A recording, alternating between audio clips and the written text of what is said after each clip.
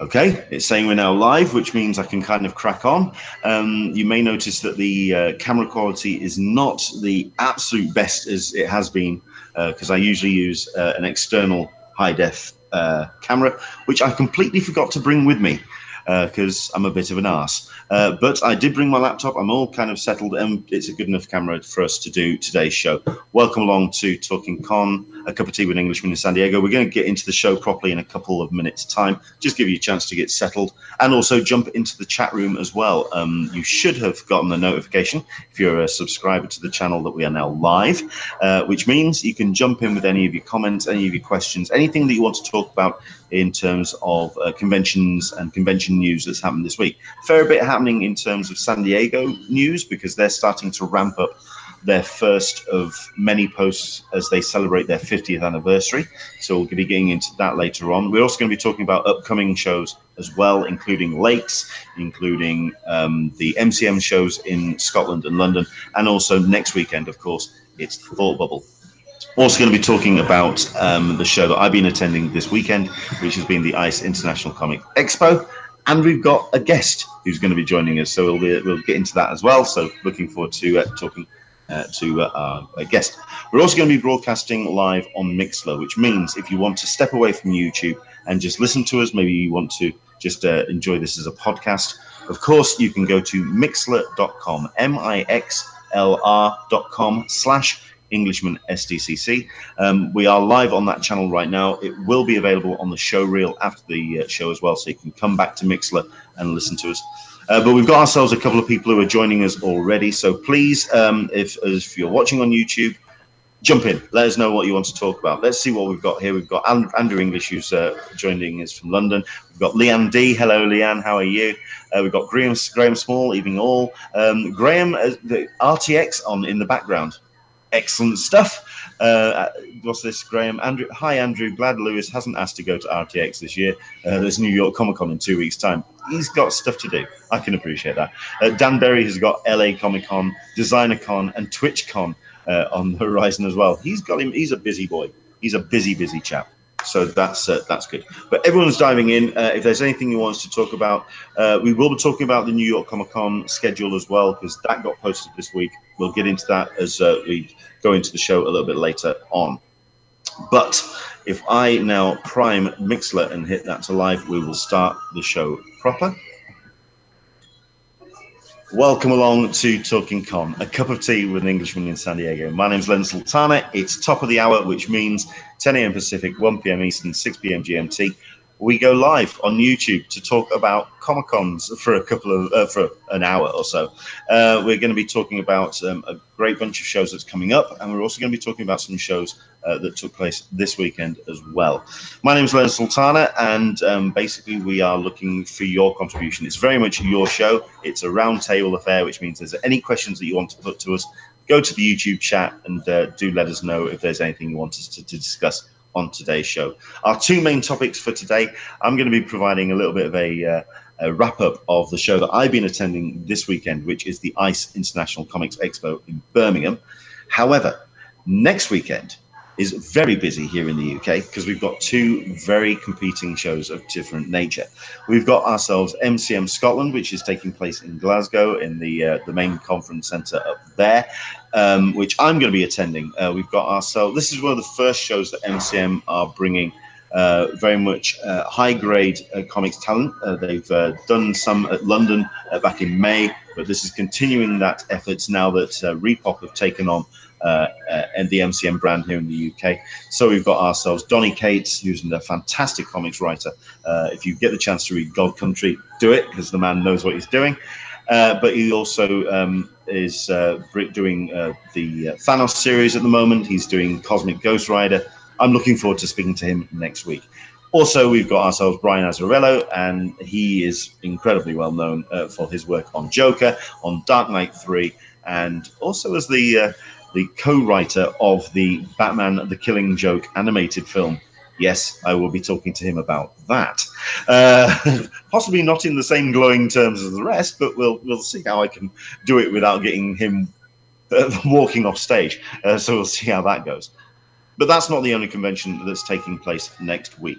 we have ourselves Thought Bubble, which is arguably the largest comics-led convention here in the UK, taking place in Leeds next weekend. And we've got somebody who has got experience with Thought Bubble on both sides of the table, not only as a visitor, because he's a local lad, but also as a attendee. We've got Ben from Odd Dino joining us. Hello, Ben. How are you, sir? Hello, I'm all right. How are you? I'm not too bad at all. It's Good. Thank you very much indeed for joining us, because I put the blast out for people to come on the show and talk about their experiences with Thought Bubble, and I'm so glad that you've responded, especially seeing as you're from Leeds. So I think the best thing to do is kind of introduce yourself, tell us about yourself, and tell us about your books as well. Well, as I said, I'm Ben. I've kind of been in comics for a few years now. Mostly, well, very indie. Nobody really knows me too well. But yeah, like I said, I'm local, so I've kind of been going to Thought Bubble since it began. I think I might have missed the first two, but I've been going to them for quite a few years now. First as an attendee, where it was like I kind of learned about comics at Thought Bubble. Was it Thought Bubble that kind of inspired you to get making comics in the first place? Pretty much, yeah. I'd read a few comics, like the odd ones I'd come across, but it wasn't until I went to Thought Bubble that I realised how diverse comics were. Before then, I only knew like Beano and Marvel and DC, and I'd always struggled to get into superhero comics because they're very hard to get into. So I'd kind of pick up the odd one when I could, and other than that, didn't know what comics could be, I suppose, until I went to Thought Bubble and kind of found the plethora of different delights that were available. And that's kind of what inspired me to get into comics myself. I mean, it sounds like then you were wanting to create something, but you just found comics as the medium to kind of tell your stories. I mean, were you a writer? How long have you been writing? Well, before Thought Bubble, I was training to be an animator. Oh, wow. Started animating at like 10 years old and had these big grand ambitions of making my own films, big epic fantasies, and I'd make about a minute of them and go, wow, this is very hard. And I'd stop and start a different one, and never quite got anywhere with it. Like, I still enjoy animating a lot, but it's not a one-man production. And once I kind of figured out that I could tell the stories I wanted to tell in animation through comics, it kind of clicked. Like, like a comic is basically a storyboard that you print out and read through, and you fill in the in-between space yourself. Fair enough. Okay, so I think the question then is, why Thought Bubble? I mean, obviously, Thought Bubble, it started out as an event in the basement of the Leeds Town Hall. Was that were you an attendee back then when it first started? I think I missed the first or second one. I remember the very first Thought Bubble I went to. I think it might have been upstairs in a shop. It could have been a basement. Like, it was quite a few years ago, so I could be remembering it wrong. But it was a shadow of what it is now. So, yeah, it was a decidedly smaller indie event. Because you've kind of told me about how you went, so like as an attendee once, and then you went straight into exhibiting, which is quite bold. I was an attendee maybe 2 years, 2 or 3 maybe, because it took me a while to get into making comics. I knew it was something I knew I wanted to do, and I was making comics for quite a while before I started publishing my own comics. But it was probably 2 or 3 years in that I decided I wanted to try getting a table of my own. It was in particular, there was a little group of comics creators meeting up in Leeds every kind of 2 weeks, though. It was run by Bistringer Horn, who I don't know if she still works for Thought Bubble, but she did at the time. And going to that made me kind of really want to get in on the crew and make my own kind of physical book. Before then, I'd only done short, few-page comics to send off to anthologies and zines. And I found this little group of other people in Leeds making comics, and it made me realize, oh, okay, it's not that hard. I can just make a comic and send it to a printer and have my own physical book rather than just these little things that I'm sending off to other people to deal with. That's cool.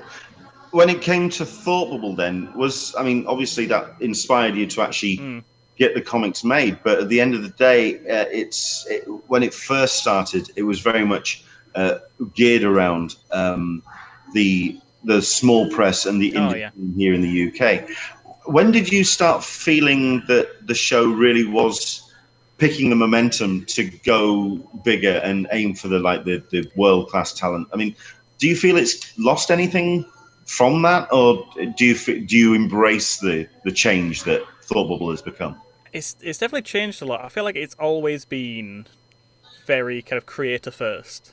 Like a lot of conventions have an artist's alley. Thought Bubble is all artist's alley. The entire convention is one big alleyway. And it's something that's expanded a bit over the years. There's more big names and it has a lot more panels and everything going on.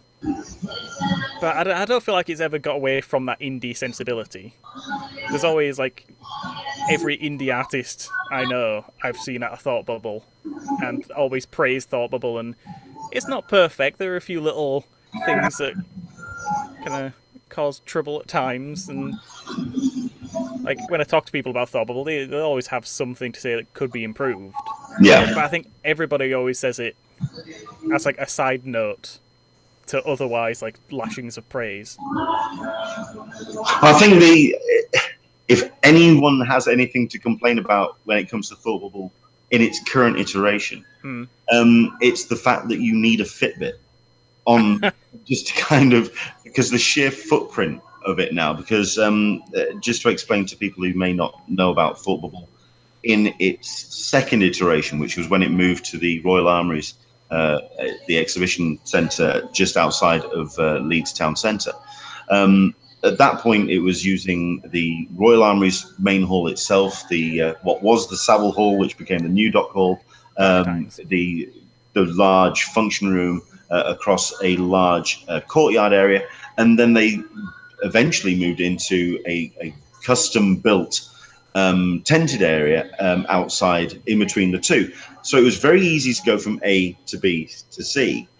In 2017, however, they moved to the town centre, and you've got the town hall. You've got the tented area outside of the town hall.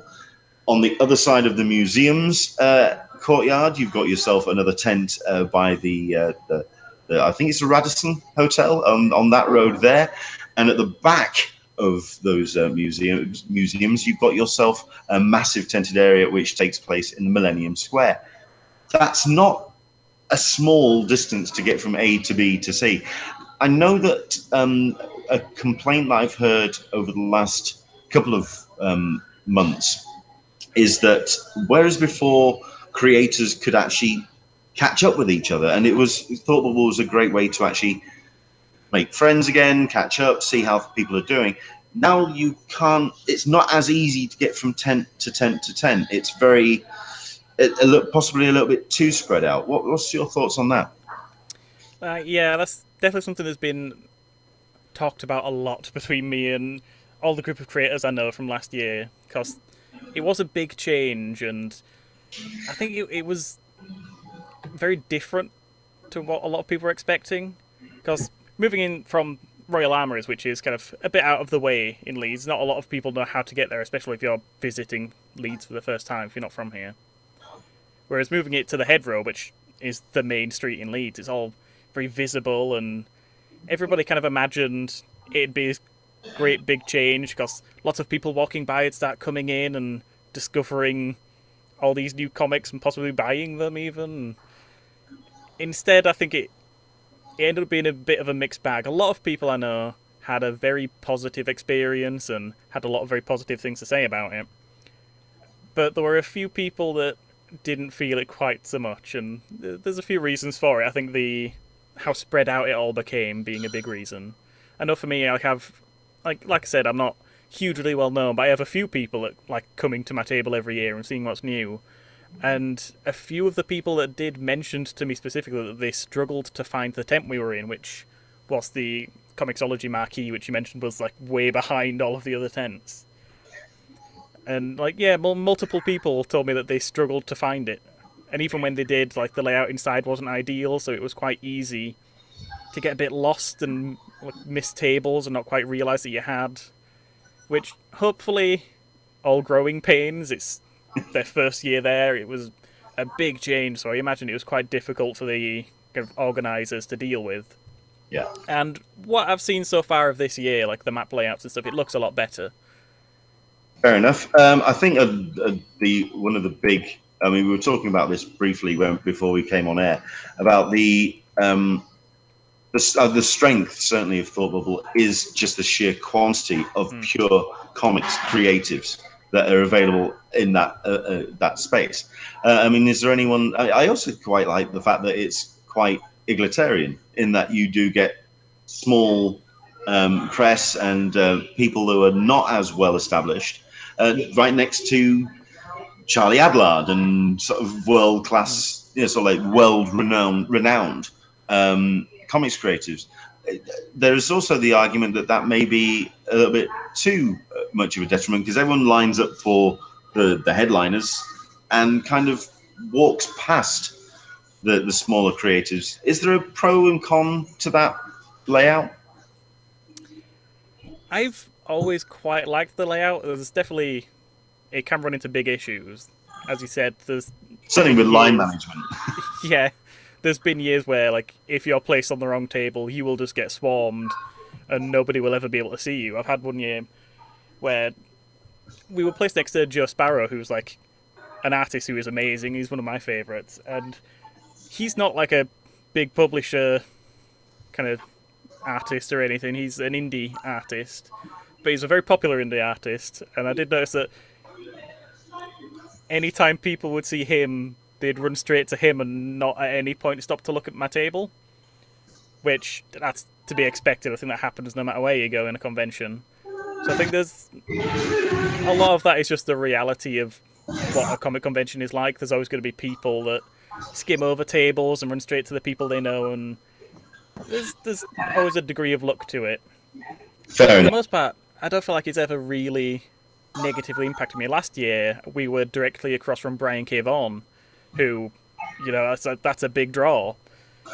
But they've started in recent years having the lines be outside of the venue, so that they've been very lucky with the weather for the last couple of years. Just very close. Well, that's a big reason they moved earlier in the year. I know a lot of previous years were on very rainy days, and like a few times in a row they had flooding in Leeds that stopped a lot of people being able to get to the convention at all, which is what inspired the move to September rather than November. Well, yes. Okay. Yeah. Well, I mean, let's talk about the guest list, because, like I say, it is very strong this year. And there's obviously a couple of people that are attracting the headlining news. Warren Ellis, of course. It's a little bit of a disappointment that he's not tabling, he's not signing. He is just appearing at a couple of panels for the event. But I mean, is there anyone else on the guest list that's kind of caught your eye? Do you get the chance to get away from your table to see anybody?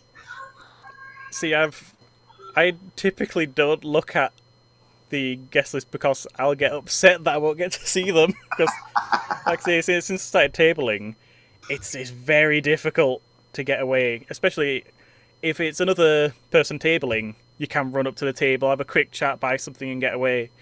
Are you quite strict? Are you quite strict with staying behind your table? I try to be. As I have a friend, Zara, who, like, I always table with her, so I know if I do need to leave the table, I have a friend there who can look after my stuff whilst I'm gone. But you do get a bit of guilt if you're away for too long. So, yeah, last year I got to see Brian K. Vaughan just because he's one of the first people of kind of that fame level that I've ever seen come in early. Like, he just came in and was sat at his table before the venue opened, so I ran over and got to talk to him before all the lines began. That's possibly the only time I've ever got to see somebody since I started tabling. So, yeah, typically I don't let myself look, otherwise it gets upsetting. It was somebody who was talking to me on Twitter this morning, about because I mentioned that I'm going to be doing a couple of panels with Frank Miller down in London. At which point they were saying, "That's all well and good. Please tell me you're recording this so we can see this." And I'm going, the Comics Village is like literally a stone's throw away from the stage. You can just come across. And he went, and he actually then detailed, like, okay, that's £7 a book. Every 5 minutes, that's 45 minutes. This is how much I would be losing. And I'm going, fine, okay. Yeah. I can imagine it gets real macro when you're starting to work out just how much you're wanting to earn and what you're wanting to sell at something like Thought Bubble, especially when you have to weigh that up against how much you're paying for the table. Yeah, especially, like, it gets very upsetting when you've left the table and you come back and whoever's been watching it for you goes, "Oh, lots of people have been by and looking at your stuff," and you go, if I was here to give them the sales pitch, I might have, if it was just one more sale, it could have made all the difference. What's been the change as an exhibitor? Because one of the highlights of having the show being held at the Royal Armouries, it kind of weeded out the tire kickers. It was very much people who went there for the convention. At the end of the day, it wasn't a passing trade kind of thing. Obviously, now in the city centre, it's anyone who happens to be going into Leeds. Oh, look, stormtroopers. And in we go. What's Thought Bubble like now, and compared from previous years for passing trade? I mean, was it an increase in people that wouldn't have normally read comics? Last year, I didn't notice any people coming in just kind of because they were wandering past. I think quite a lot of people I know that aren't typically into comics who ask about Thought Bubble, they always sound interested in coming until I say the ticket price, and then they go, "Ooh, that much just to wander around a convention?" And I think maybe it's the prices are a little bit steep for people to just wander in without really knowing what it is. A big thing that impacted last year was actually, I think Jared Way, that's the one. Yeah. Jared Way was a guest who does Umbrella Academy, and a lot of people came to see him because of his band rather than his comic.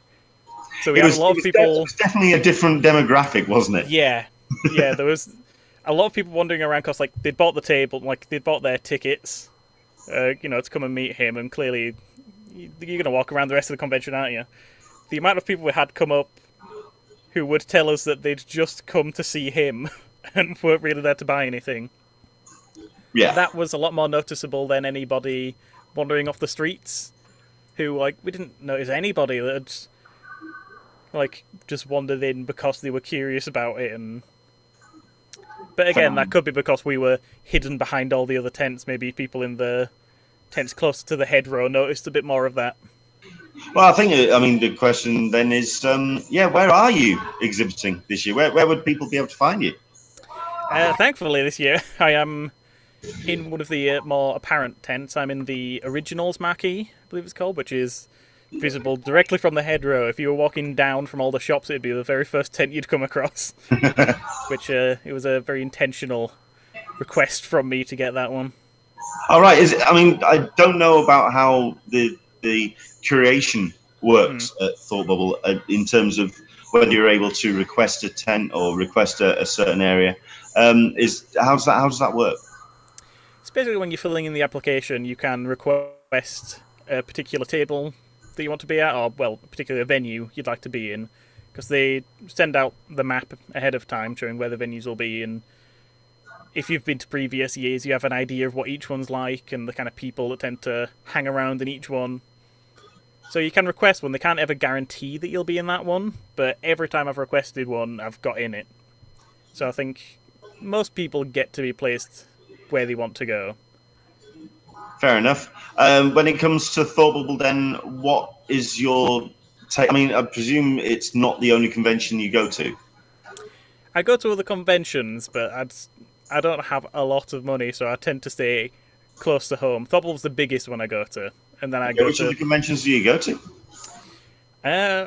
Last two events I did was there was just yesterday there was Leeds Zine Fair, which was just held in Leeds Market, which was again a zine fair. There was not huge, but there was quite a lot of comic creators there. Some big name people. Christina Baczynski was there, who's very popular at the moment. Excellent stuff. And So when you compare Thought Bubble to the other conventions that you go to, I mean, what's your take on it? again, Is it too big, or is it just right at the moment? I think it's a very tricky question because the size is good for it to be big and successful, and the bigger it is, the more creators can get in there. And since Thought Bubble is one of the very few conventions that I feel really focuses on creators and invites a lot of small press and indie to come in, I think it's nice to be able to get as many people in, because then it's more diverse, there's more chances of finding things, there's more opportunities for a wider variety of people to find an audience, which they might not if they couldn't get into a convention that big. I think it's more about spacing it out and the layout.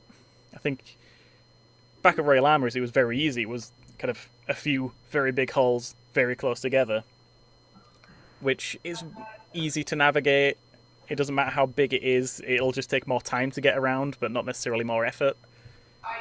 As it is now, it's definitely more difficult to see everything, which I think is the bigger issue. I know a lot of people, I think it's very common when you go to a convention, you want to do a loop before you really start buying anything. Yeah. You know, you go around, eye everything up, and whatever stands out, you go back to them. When it's one really big hall, it's quite easy to do that, you know, where everything is. When everything's very spread out, it's a lot of work going back to that venue that's all the way across the other side of all these buildings, when I could just, you know, go back in this one that's right next to me. When I went last year, I was trying to work out the strengths and weaknesses of having those multiple venues, and whether there be benefits to doing something like theming particular tents or areas, instead of it being very much I'm not going to say a mix mash, because that makes it seem like they just throw all of the exhibitors in a hat and right, we'll put them there, bang. It's clearly not done like that. There is some thought put together towards the curation of it, but like you say, just the kind of the spreading out of different talents, it's very interesting to see how that's going to continue to grow and change, and how they're going to learn how that's going to work with the distance between the tents. I think that's very interesting. Well, no, this year they are doing some amount of kind of grouping people together. I don't know how much there's going to be of that, but I know like a friend of mine, Ben Haith, who does like a lot of very good family-friendly comics. He does something called Stormhaven Text, which is kind of just a very cute, fun kind of fantasy adventure comic. He's been put in a family section, which they've had family areas before, but it's typically like activities and stuff. Now it seems like they're actually putting comic creators who make family-friendly comics and putting them together, rather than just having them spread out amongst everybody else. I think they're possibly having like a not safe for work area as well, for people who make kind of more, you know, like edgy, rude comics. Yeah. But I don't know how much is going into that. I don't know if they're just grouping them together, or if they'll be signposted at all, or I have no idea to what degree they're doing that. But I know it's something they're doing that I've never noticed at previous years. Well, I'm curious to see how they're going to also, because I mean, they've certainly, when they were at the armories, they very much were big supporters of the Phoenix and sort of like young and old age comic creators, and they had an area for that. I didn't quite see that so much at last year's show. It was, like I say, very much thrown into the mix with all the other creators. So, like I say, 2018 is going to be interesting. We are going to be talking a little bit later about the fact that Mondo, which was one of the first big headliners when it came to creators and creative teams at Comic Con, will not be attending at Thought Bubble this year. They announced this week. That's quite big news, considering that they did attract a lot of attention to Thought Bubble in its first initial years, and certainly last year it continued to have the lines winding down various sides of streets, and as always, got a lot of attention. But they're not going to be attending. We're going to be talking about that a little bit later in Con News. But I think we'll wrap this up by just saying we're looking forward to Thought Bubble, or I'm certainly looking forward to seeing what the reports are out of this year's show. Like I say, plenty of creators that are going to be there, which we haven't seen at a UK Con too often. Warren Ellis is not somebody that just kind of rolls out of bed for anything. So it's good to see that he's actually coming to Leeds. Obviously, good friends with Lisa, who's the creator of the convention. So it's always nice to have somebody's phone number that you can call on to come along to attend your event. So that's rather cool. So yeah, Ben, if you could tell us, like I say, we know where you are. You're going to be in the tent, which is just by the I want to say Radisson. It's been a while since I've been to Leeds. I think it's the one right next to the art gallery. There you go. Quite the originals marquee, I believe it's called. But what are you going to be bringing? Because you've got a number of books that are available on Gumroad. I know you've got Maiden Voyage, Bigfoot Photo, and Jump Scare. What else are you going to be bringing along? Well, I have a new book coming out this year that's actually launching for the first time at Thought Bubble, which is always exciting. And it's, you mentioned Jump Scare, which was a book I released last year. It was a short horror comic, kind of in the vein of Tales of the Crypt, Tales of the Unknown, that kind of thing. This year I'm doing something a little bit different, and me and a friend, I've mentioned him previously, Ben Haith, are releasing a book called Jump Scare Presents, which is 2 horror stories by 2 different creators, placed back to back. So there's a cover on one side, you read the book, you flip it, there's another book there for you. And there's they're fairly varied. Ben's side, well, we're both called Ben, but the other Ben, his comic is about a strange horror that takes place on a bus about a man who's falling asleep and can't quite be certain of the strange things that are happening around him and whether they're dreams or reality. And I'm doing a fairly gory comic about auto-cannibalism, which is always a fun topic. A few people have seen it so far. Out of all the cannibalism comics out there, I mean, it's nice to see that you're kind of adding to that. Oh yeah. I like to think it's a fairly unique take on the cannibalism genre. It's going to revolutionise it in a lot of ways. Bold.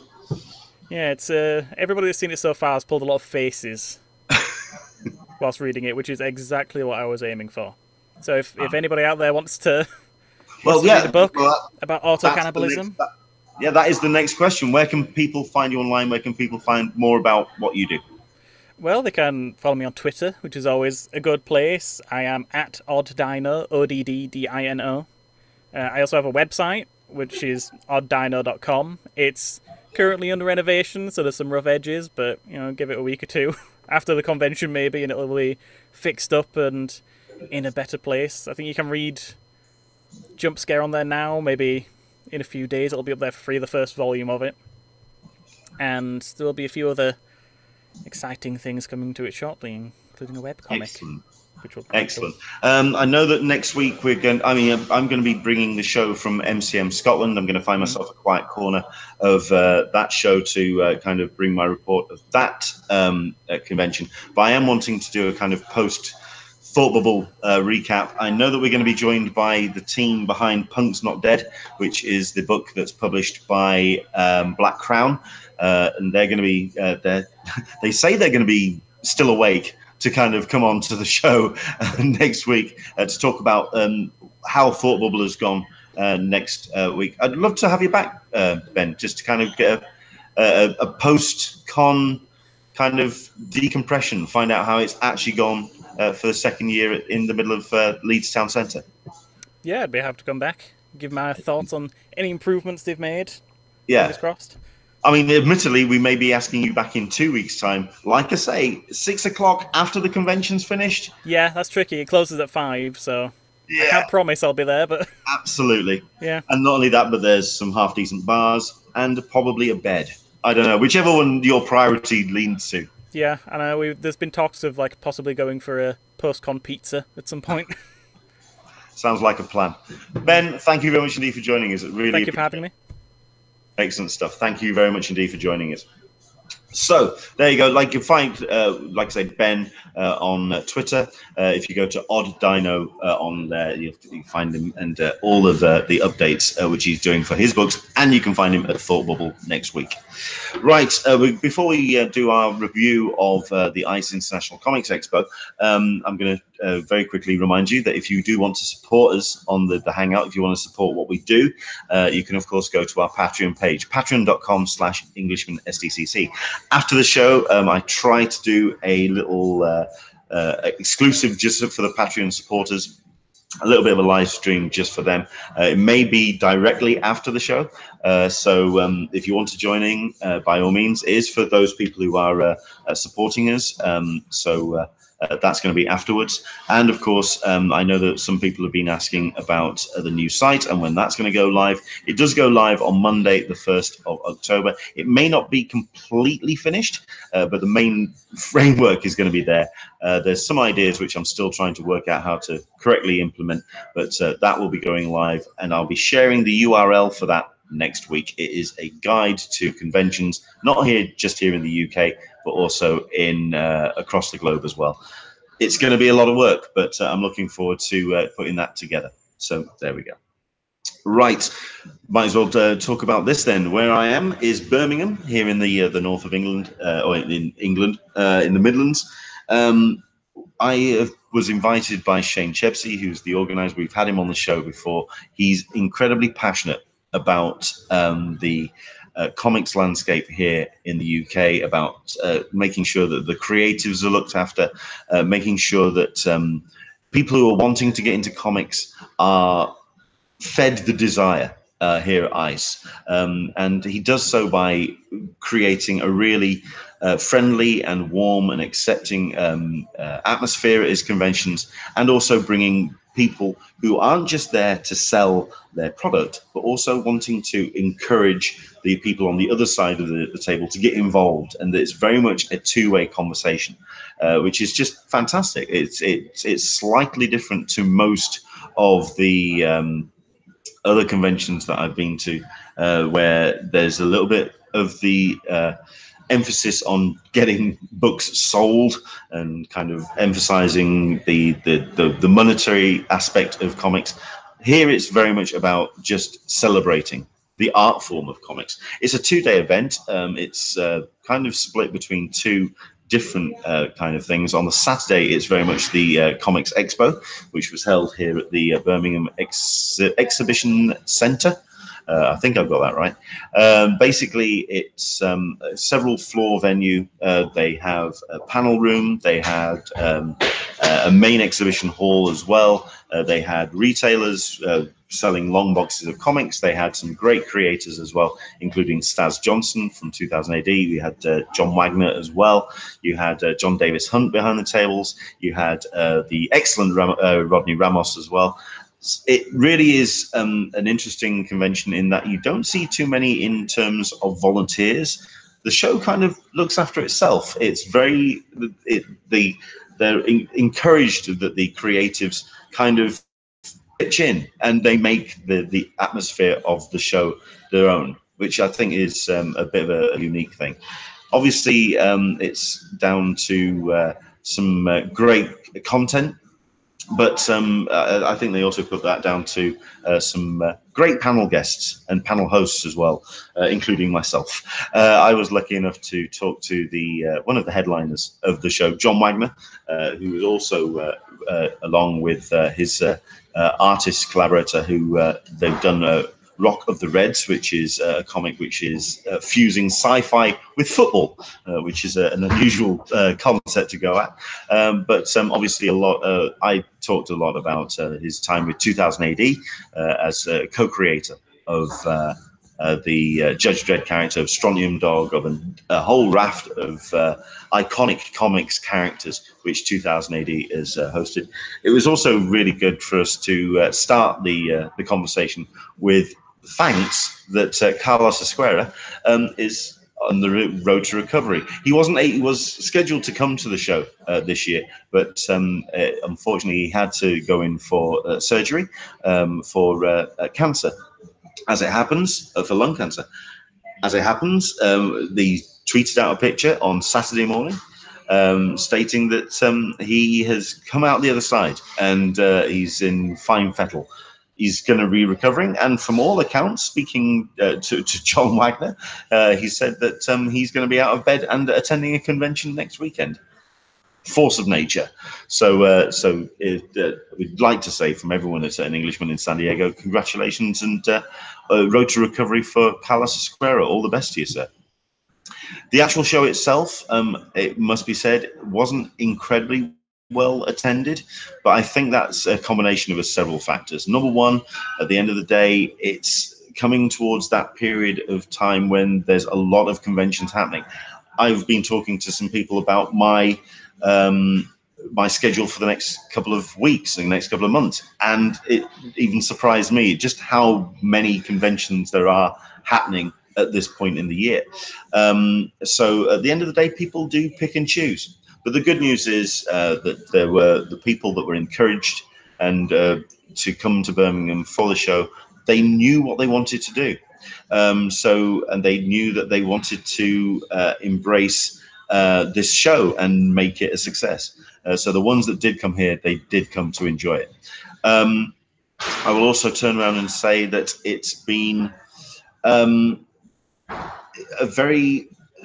it's very difficult to attend a show when you don't actually know it's happening.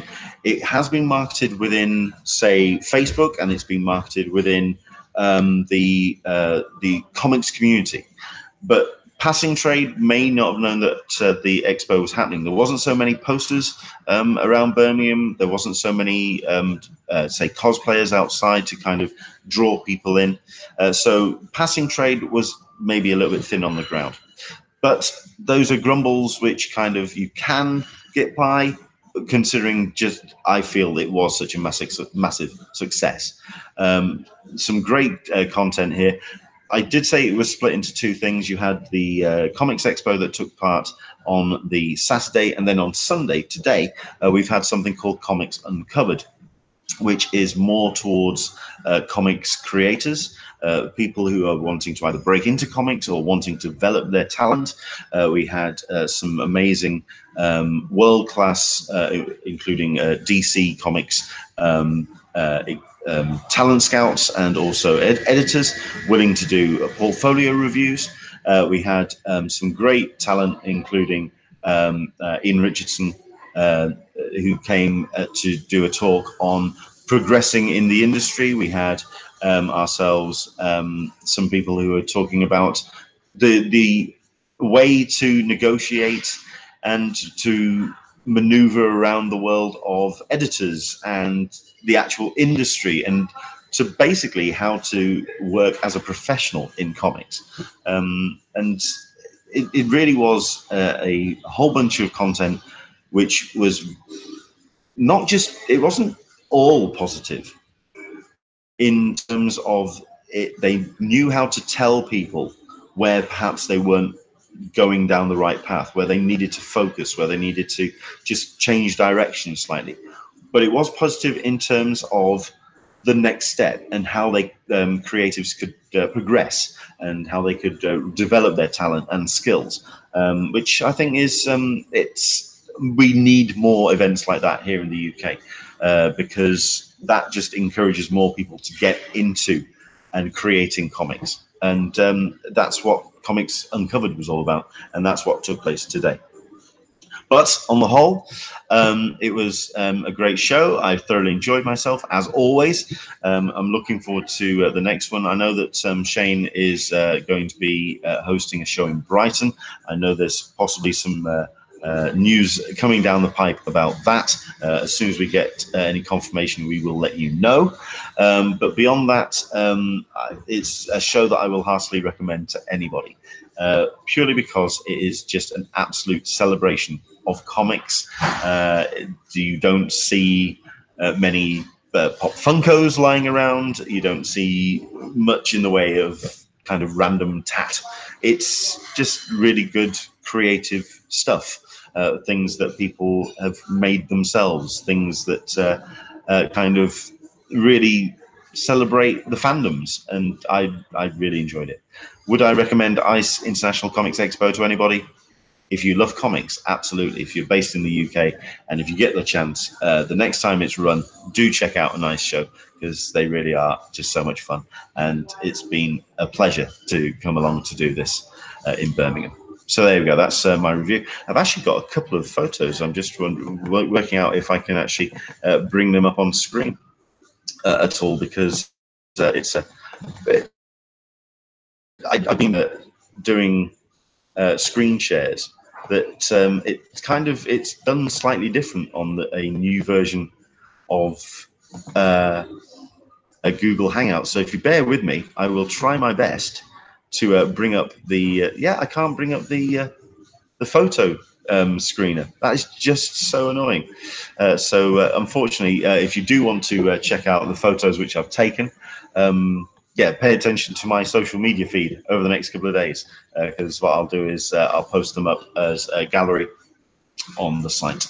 So there we go. That's my review of the ICE International Comics Expo. Like I say, next week we're going to be broadcasting from the MCM Comic Con in Scotland. So I'll be bringing you my review of that, and hopefully we'll also be having David Barnett and Martin Simmons, fingers crossed, who is the creative team behind Punk's Not Dead, which is the Black Crown comic, which is the imprint from IDW. They are going to be at Leeds, and they're going to be letting us know how they've experienced the convention. So we'll do that next week. Right, a couple of things that we want to do in terms of con news before we do wrap things up. A couple of things from CCI that's actually been implemented this week, because it is kicking off its golden anniversary celebrations. 50 years of San Diego Comic Con, which means next year is going to be a bit of a party with the 50th show. But what they're doing as they run up to that is they're presenting a first of a series of logos honoring the various designs of the show's illustrious past. They have taken the 1980 Will Pound logo, which is very much a West Coast kind of like a Woodstockian kind of design, and they've slightly spruced it up for the 50th. So they're going to be doing a lot of that over the course of the next 8 months or so. One or two people have been asking about the pre-registration. We are looking at now, or I think it's this week, when the deadline for child registration takes place. From that point, it's a case of the MCM, the Comic-Con International member ID databases will be updated with all the current information, certainly for any children that have progressed from the free badges to having a member ID. So they're then pretty much in a place that they could open, certainly for pre-registration. I was thinking that they could be doing it pretty soon, as in pretty much straight after that deadline has passed. But we may be looking at the next couple of weeks, perhaps. Certainly, I think in the beginning of October, we could be seeing a pre-registration sale. Like I say, CCI have already turned around and said that they're going to be doing their best to bring the timetable for badge registration a little bit further back to how it was maybe 3 and 2 years ago. So you should be looking at certainly the next couple of weeks for pre-registration. If you are a member ID holder, do check out your inbox, because it will be giving a little bit of a heads up. I'd say about a week's worth of time to prepare yourself and your badge teams to get your badges if you attended in 2018. Another thing that was announced by CCI this week is the launch of the 2019 Comic-Con International Independent Film Festival. The submission period is now open. It's something that I want to cover more next year, because it's something that has been a fixture and fitting of Comic-Con International in San Diego. And to be honest, it's a little bit like the Eisners. It's something that's kind of neglected under the bright, harsh lights of some of the other things that take place in San Diego. It's an important thing to have on your CV that you are a the participant of, and indeed a winner of, the Comic Con International Independent Film Festival. If you are a small film, short film maker, or if you're a documentary maker or an animator, or if you know any of those kind of creatives that are making short films and even long form documentaries, do send them the link. It's comic-con.org/CCI/film-festival. And it's something that, like I say, I'm hoping to look into a little bit more for next year. Returning to something that we talked about briefly when we were talking about Thought Bubble, is the absence this year of one of their biggest draws. This would be Mondo. Mondo Posters is I believe they're based in Seattle, but I may be wrong. This is a company that first started out creating posters and specialist art for a local cinema, putting on niche films or films that maybe people haven't seen for a while. And over the years, Mondo have drawn some of the best artists on the planet to create these incredible posters for them, including Jock. Ollie Moss has been involved, creating some great posters. They are amazing. It's a great curated list of creatives, and they were very much part of the resurgence of Thought Bubble, which kind of then makes it interesting that they are not available to come this year. Now, there have been several people that have made questions about why that's happened. At the end of the day, they were going to be providing a poster for a screening that was going to be taking place here at the convention, or at Leeds, sorry, which was the screen. The film was The Witch, and they were going to be providing a poster for that. What's interesting is the fact that not only are Mondo not coming, but they're not providing the print either. Now, I don't want to be any kind of conspiracy theorist, but that seemed a little bit suspicious. I did reach out to Mondo and Thought Bubble to find out the reason why they weren't becoming. No response, unfortunately. The only thing I can assume is, at the end of the day, Mondo are very busy. They have a whole bunch of things. They're always constantly putting out great posters. They're always constantly busy at their own sort of like output. So it may even just be a simple case of they haven't got the time or resources to dedicate to Thought Bubble this year. A couple of the other conspiracy theories that there was problems with passports. If that was the case, they would have been able to still provide the posters. So that doesn't quite sit as a theory. There was even a theory floated around that perhaps they weren't happy with other poster producers being invited along to the show, and especially in 2018 when their table was directly opposite Poster Posse, which is another big poster producer. To have them side by side seemed a little bit strange. Angela Copley, I may go check out the Marvel Studios exhibition here at the Mondo Gallery in October. Do check that out. Yeah, I'd like to see what that's all about. So yeah, please let us know how that's gone. Just checking through a couple of the other comments as well. Like I say, there were one or two people that were feeling that there's a little bit of a conspiracy theory going on about Mondo. And like I say, we can't speculate. So until we actually get any kind of word, we can't say. Personally, I think it's just a case of them being incredibly busy. But it's a shame because, like I say, Mondo were one of the companies that really helped Thought Bubble get on the map when it comes to people lining up the night before in some very cold weather conditions. So they were able to have sort of like that on social media, that we've got people lining up for Mondo. And also we had ourselves Jock come over. I believe Jock is still coming, but that's something else we don't know, because he would have been appearing at the Mondo booth. He was scheduled to possibly show up on the Sunday of Thought Bubble. Is that still the case? We don't know.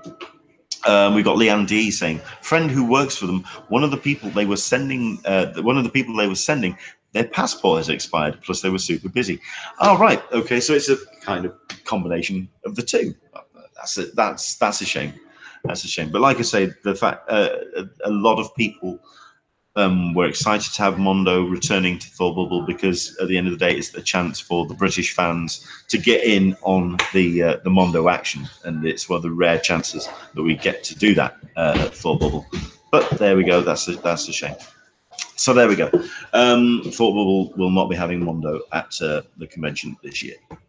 Right, let's have a very quick look then, because I want to talk about this, which is the New York Comic Con schedule, which, yeah, they released it this week, and it's just very impressive from what I saw, briefly looking through it. But we've got an incredible bunch of comics guests, entertainment guests, and of course the general layout of New York Comic Con is just huge as per usual.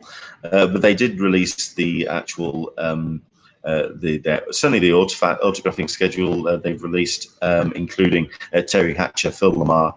You also have Alex Kingston in there, Zachary Levi, Alicia Tyler, and all of the rest of the other funny games that the people that have gotten going.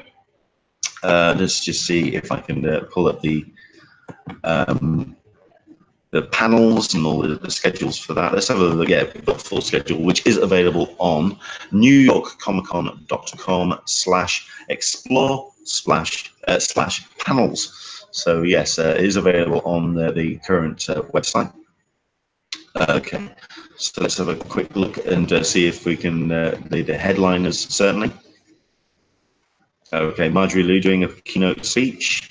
We got ourselves, like I say, it's the ones that I just kind of like that jumped out at me, which was, I did quite like the fact that they are returning to an idea of doing very dedicated tracks for the panels, and that you could actually, instead of panels that were kind of clashing, if you were interested in a certain genre or a certain theme to your panels, they were able to kind of, you can go slide from one panel to the next, which I think is very exciting with the way that they programmed it this year.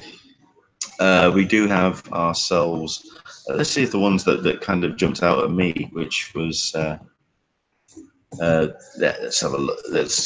There was one which really did kind of attract my attention, which I think is on the Friday. And this is where I'm just not going to be able to find it now, which is just so strange. But there we go. What we'll do is we'll have a quick look at the schedule. Like I say, I've been busy this weekend, so I haven't been able to fully go through it. I did kind of glance, and there was a couple that jumped out at me. I hoped that I was going to be able to find them on there, but unfortunately that's not the case. I will be doing a kind of a breakdown of the schedule over the course of the next couple of weeks and next couple of days, sorry, and you will be able to find that on our social media, which is, of course, Englishman SDCC on Twitter and also on Facebook as well. I think that's pretty much our show for today.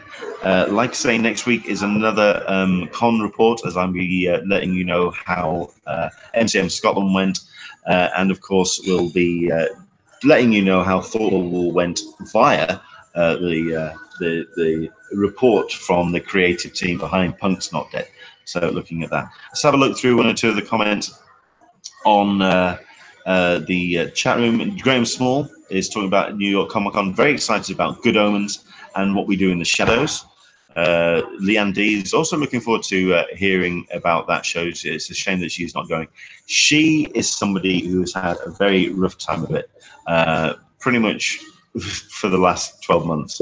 I'm incredibly tempted to set up some kind of GoFundMe to kind of help Leanne, because she is a massive fan of the Comic-Con scene, and pretty much all of us are better for having her on our timelines.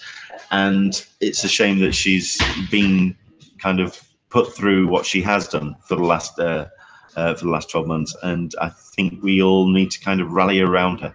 because she's ace, and we could do with just helping her out. So we'll come back to that. We'll see if I can help Leanne. We'll see if we can work out some way of helping Leanne.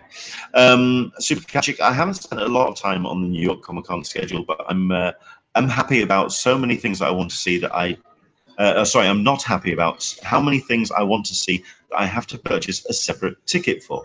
That's a very good point. Leandy asking if that's something new, and that is the main new thing with New York Comic Con.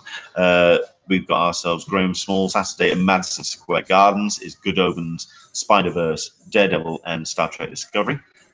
Alyssa Franks is asking, hi Alyssa, how are you doing? I thought the only panels charging extra were off-sites, like the theatre. But it looks like, yeah, we're just going to have to see how that could really affect people's attendance of something like New York Comic Con when it costs more on top of your badge. I think for myself, it's one of the best things about San Diego Comic Con. You pay the one price and everything's included. So yeah, I think that's just rather awkward. But yeah, we've got ourselves Super Catchick. Yes, Leanne needs a GoFundMe. Leave it with me. Let's see if I can get something organized next week, because she is a rock star and we need to support her.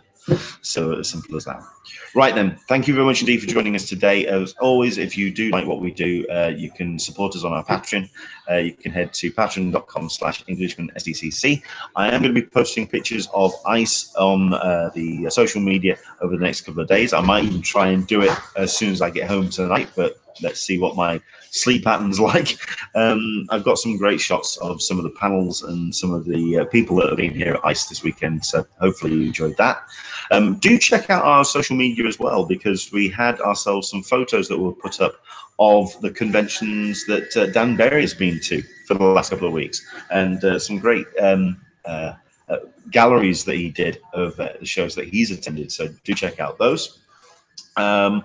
I'm going to wrap this up, but we are going to be going over to Patreon for our exclusive kind of post-con or post-show chat, which basically I'll just talk for about 5 to 10 minutes and just say thank you very much indeed to all of our Patreon supporters. But I'll be doing that and going live very shortly indeed.